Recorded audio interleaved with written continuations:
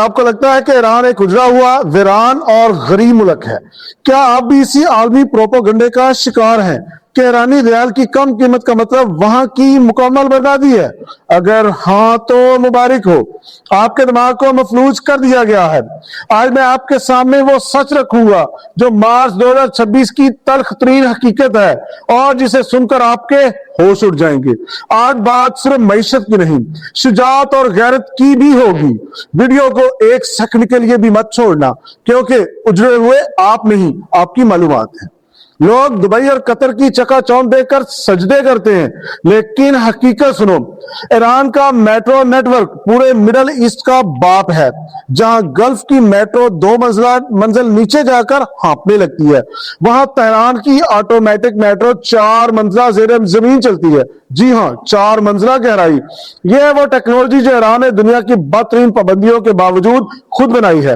عرب ممالک کے پاس بڑی عمارتیں تو ہیں، لیکن کیا ان کے پاس اپنی بنائی ہوئی ایک سوئی بھی ہے؟ جواب ہے نہیں۔ تمام گلف ممالک ٹیکنالوجی امپورٹ کرتے ہیں، جبکہ ایران اپنی گاڑیاں خود بناتا ہے۔ وہاں کی سڑکوں پر دوڑتی لوکل گاڑیاں اس بات کا ثبوت ہیں کہ وہ کسی کے محتاج نہیں۔ دفاعی میدان میں دیکھو تو روس جیسا سپر پاور ایران کے شاہ ڈرونز کے سامنے ہاتھ پھیلا رہا ہے۔ کیا یہ ایک اجڑے ہوئے ملک کی نشانی ہے یا ایک ابھرتی ہوئی عالمی طاقت کی؟ اب باری ہے ان دانشوروں کی جو کرنسی کا ریٹ دے کر ملکوں کی اوقات کا پتہ چلاتے ہیں۔ ذرا اپنے دماغ کی کھڑکیاں کھولیں۔ پاکستان کا 1 روپیہ انڈونیشیا کے 60 روپے کے برابر ہے، تو کیا پاکستان انڈونیشیا سے امیر ہو گیا؟ ہرگز نہیں۔ انڈونیشیا کی معیشت پاکستان سے 3.5 گنا بڑی ہے۔ اصل کھیل پر کیپٹا انکم یعنی فی کس آمدنی کا ہے۔ تازہ ترین ڈیٹا کے مطابق ایران کی فی کس آمدنی $5,190 ہے، جبکہ پاکستان کی صرف $1,479۔ اس کا مطلب ہے کہ ایک ایرانی ایک پاکستانی کے مقابلے میں سالانہ 3.5 گنا زیادہ کما رہا ہے۔ وہ ڈالر کے محتاج نہیں، انہوں نے اپنا خود مختار سسٹم بنا رکھا ہے جو پابندیوں کے پہاڑ تلے بھی انہیں بھوکا مرنے نہیں دے رہا۔ مارچ 2026 کی تازہ ترین صورتحال یہ ہے کہ گلف ممالک کی نیندیں اڑی ہوئی ہیں۔ انہیں اسرائیل یا ایران سے خطرہ نہیں، انہیں ڈر ہے تو ایران کی ترقی سے۔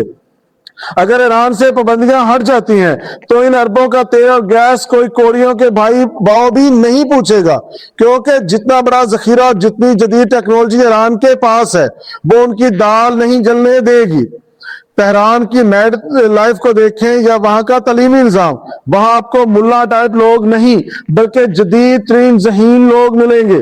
آج بھی پاکستان، افغانستان اور وسطی ایشیا سے لوگ ایران میں نوکریاں کرنے جاتے ہیں۔ یہ سچ آپ کو کوئی میڈیا نہیں بتاتا۔ عقائد کا اختلاف اپنی جگہ، لیکن بہادری کی داد دینی پڑتی ہے۔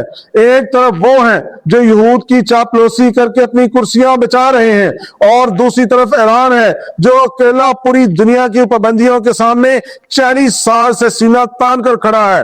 میں نے فیصلہ کر لیا ہے، میں ایران جاؤں گا، کیونکہ میں اپنی آنے والی نسلوں کو بزدلی اور مکاری نہیں بلکہ شجاعت اور غیرت وراثت میں دے کر جانا چاہتا ہوں۔